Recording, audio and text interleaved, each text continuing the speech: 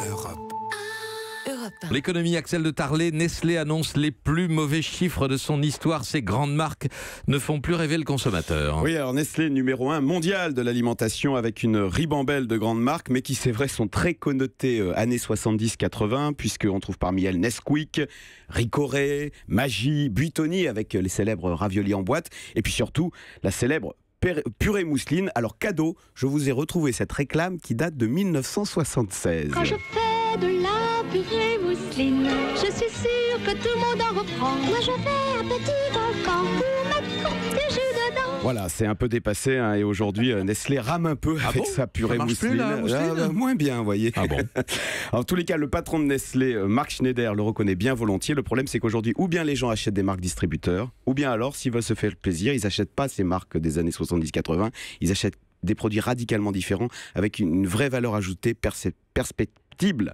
En clair, les grandes marques industrielles des années 70-80 sont dépassées. Nestlé a affiché hier la plus faible croissance de son histoire et donc il en tire toutes les conséquences. Nombre de ces grandes marques vont être revendues et à la place, c'est le grand virage stratégique. Nestlé investit dans tout ce qui est artisanal, bio, vegan, organique. Le problème, c'est que ce sont à chaque fois des petites marques, alors peu connues, mais c'est pas simple à régler pour Nestlé qui est habitué à massifier la production et le marketing. Et puis autre conséquence inattendue, ces difficultés du géant suisse Nestlé déstabilisent par ricochet le géant français L'Oréal. Eh bien oui, parce que figurez-vous que Nestlé possède 23% du capital de L'Oréal. C'est le fruit de l'histoire. Ça remonte à 1974. Liliane Bettencourt redoutait alors que L'Oréal ne soit nationalisé en cas de victoire de François Mitterrand. Ouais.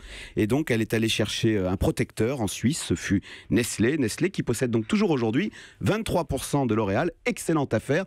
Ouais, Ces 23% valent aujourd'hui 23 milliards. Alors voilà, justement, comme Nestlé a des difficultés en ce moment, eh bien le groupe suisse, sous la pression de ses actionnaires, envisage sérieusement de revendre ses parts dans L'Oréal et de toucher ses 23 milliards. Et donc la grande question est, à qui Nestlé va-t-il vendre ? Parce qu'attention, L'Oréal, en France, c'est un trésor national, un joyau. Donc pas question de vendre à n'importe qui, surtout pas à un concurrent. Donc L'Oréal a dit qu'il était prêt, s'il le fallait, à racheter ces 23% que possède Nestlé.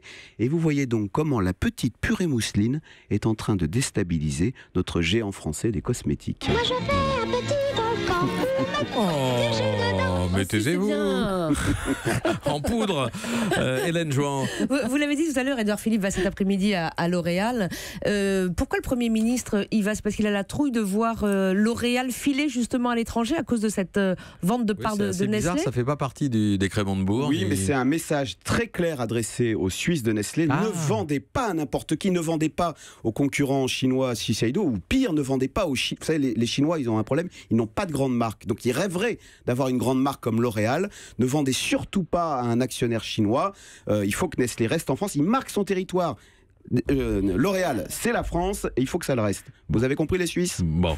Ouais, voilà. Vous pensez vraiment qu'Édouard Philippe, lui seul, va faire barrage de son corps pour... Eh bien, il peut ensuite enquiquiner Nestlé en France. Vous savez, la France, c'est un énorme marché pour Nestlé, parce qu'ils vendent pas beaucoup de purée mousseline. Mais enfin, ils vendent encore un peu de Nespresso et de Nescafé. Danone est vulnérable aussi. Europe.